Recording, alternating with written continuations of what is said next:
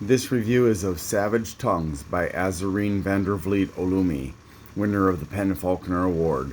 This is an advanced reading copy, not for sale, and it is by Houghton Mifflin Harcourt, or not by them, but printed by them. It's from 2021. Here are some reviews. And again, it's an advanced, uncorrected proof. Despite that, it's doesn't have a lot of mistakes in it. It's very well written, and it's, well, let me just say, it's a profound book. It is the efforts of the protagonist, Azareen, to overcome the violence she had endured in her childhood. Well, not childhood exactly, but when she was 17, living on her own in her estranged father's apartment, where a step cousin of hers ended up raping, grooming, seducing, and all that. And how it had left her scarred, even though there were great experiences with this man, who was an older man in his 30s. It was also very traumatic for her, especially as she came to realize that he had really manipulated her, because grooming is about manipulating. And so she returns. Her father gives her the apartment. It's a condo, I guess. And so she returns to this place to face the ghosts, the scars, the damage, and try to heal her 17-year-old self. Probably another 17 years later or so. And she confronts the ghosts of a wild boar, and of the man, of the apartment itself, which in her, the emotional part of her brain is evil and is possessed by darkness and evil intent, and she constantly has to struggle with emotional responses she has to it, to thoughts evoked by it, to the experiences half a lifetime ago, and so on. And it is sometimes a very frustrating book for me to read, having gone through not the situation this protagonist went through, but having gone through violence in my life, abuse in my life, and having processed that and worked to get past of it, and I'm fairly far along in the journey. So when I'm reading this protagonist discussing with her best friend, against the backdrop of the persecution of Jews and Muslims, both because Azareen is a Muslim and her best friend is a Jew, and so there's the larger context of the history of abuse, and then there's the context of their history of being abused in different ways, of a famous a documentary producer that attempts to seduce her, and it's just,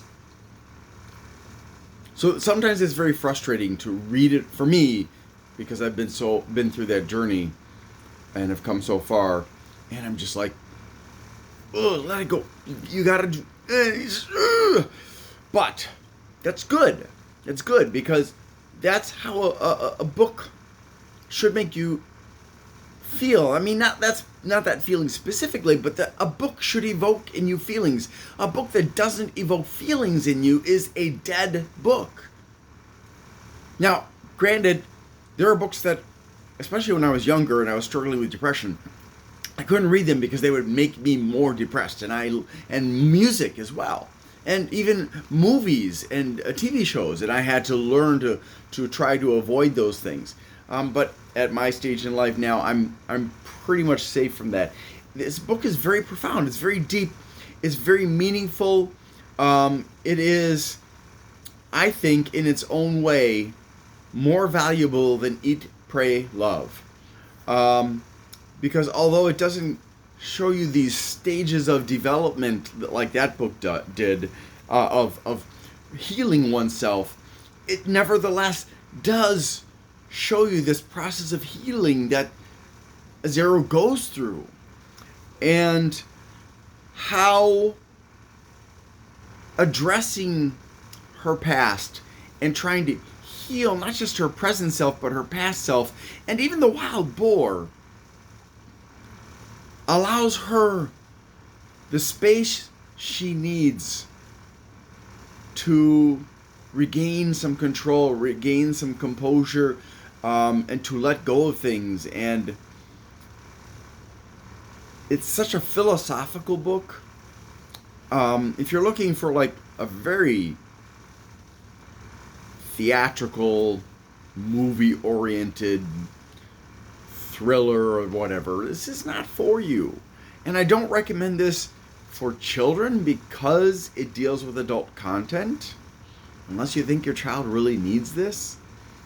But I think if you're an adult, man or woman, I really believe that if you take a look at this and then take the context of your pain, the violence of your past that was inflicted upon you, and just take those two things and put them together, that I think it might put some helpful thoughts into your head about how to deal with your own pain. At the very least, if nothing else, you get to learn about this area, Marbana, I think it's called, and then Granada at the very end, and about Israel, and some other places in the Middle East. And it is very interesting. Sometimes it's very myopic, sometimes it's very broad. The end of the book, I think there are two things that I found very, very profound. So one, she's talking to her best friend Ellie, and they're at basically in Turkey they call it a Turkish steam bath, right? Or, well, they wouldn't call it Turkish steam bath, they call it a steam bath. But it's basically, from the description, a hammam is a Turkish steam bath kind of thing. And they're in the water, whispering to each other, and she says, I spent my 30s processing the years I lived alone on the street in Israel, remembering that she was a Jew. But she sympathized with the Palestinians who she observed repeatedly were being dispossessed and abused and deprived and dehumanized, and was alienated from her family. They basically, just, got rid of her, because they couldn't accept that she had compassion, which all Israelis, and I think, should have, because of the things they went through. If nothing else, in Germany, the Holocaust should have taught the Jews, don't treat others the way you were treated. And yet in Israel, that happens. Anyways, getting back to this. She says, every time I had to work through a violent episode in therapy, I made sure you were in the room with me. The therapist would ask me to pick someone who made me feel safe and pretend that this person was there next to me. You were my safe person, she said. Then and I think this is very, very important, because when you're dealing with trauma, when you're dealing with phobias, when you're dealing with anything that's holding you back, you need to have, either imagine or be supported by people who are loving and safe and don't criticize you and don't make you feel bad about what you're struggling with. That's so important. And sometimes we, including myself, when somebody else talks to us, we unintentionally hurt the person who's exposing their pain to us. So Zero says to herself, so we had each received the other's story. We had acted as spillover containers for each other. I couldn't think of a deeper or more profound act of service. What else could we do but bear witness for each other? Receive each other's testimony and believe it, regard it, and preserve it lovingly. This trip, too, I thought, like the time we'd spent in Jerusalem, that was for Ellie, had become yet another thread that connected us through time and space. I mean, that's really how a relationship should be. Providing a safe space for each other. Not dominating, not being subservient, but helping each other. And at the very end of the book, she seems to slip from the role of Azareen, the protagonist, to speaking directly to us. And she says, they are at this museum. What's the name of the museum? It's in Granada, and it sounds very interesting. In English, it's the Palace of the Forgotten, Palacio de los Olvidados, and they're looking at a gallows pole, which in this museum did not provide the context of how it was used to execute Jews and Muslims alike in Spain.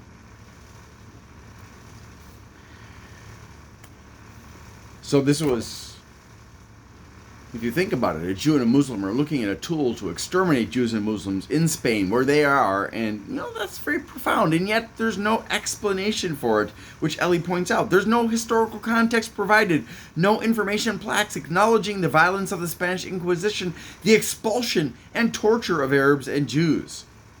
The hanging instrument used to execute Jews and Muslims alike is just sitting here, facing the Alhambra, which, by the way, is a very beautiful palace, without having been properly encased. There are no boundaries around it to imply its anachronism, which suggests it is still a tool that can be employed spontaneously. That is a very powerful observation. So then Azareen says, at the end here, we sat there staring at the gallows pole for a long time. We sat in silence. I thought to myself that in certain respects I had been beheaded by Omar, the man who raped her and groomed her and stuff. My identity interrupted. I'd had to invent myself anew after him, and I had managed to look at my death head on. I'd tried to venture toward what was concealed from me. I had tried to trace through language the accumulated erasures to which he had subjected me. But beneath these erasures I had found others, just as within each verse in a poem is hidden another poem. So as it turns out, I thought, I hadn't written a book about Omar or me. I had written a book about the savage ghosts of history, about the dead whose pain continues to be recycled through this earth because we refuse to acknowledge our wrongdoings. That is such a powerful and true statement. I had created language, this language, as an offering bestowed to others, an offering of the simplest truth of all, that Omar and I, and my mother, my brother, my father, his mother and father, and so on and so forth, every one of us, we are all caught up in this vortex of cruelty together. There were no victors, no victims. We were caught in a web we had woven together. We are all of us implicated, all of us responsible. That the betrayals we commit on others, we first commit against ourselves. You have to read the book to understand why she says that. But basically, because sometimes we knowingly allow bad things to happen to us. Sometimes unknowingly, but sometimes knowingly. That we go down and rise up as one single organism. The undoing of one of us is the undoing of all of us all. How are we to contend with with our fragility? We who are so reckless, so impatient, so perpetually obsessed with our unfulfilled needs. I hadn't the slightest clue. The answer, I thought, looking at the sky beyond the window. A pearly pink lifted by a wild golden glow was beyond my reach. And I want to point out that the book is full of metaphors and stuff like that. She's got a great way with words. It was beyond grammar, beyond language, beyond the spoken word.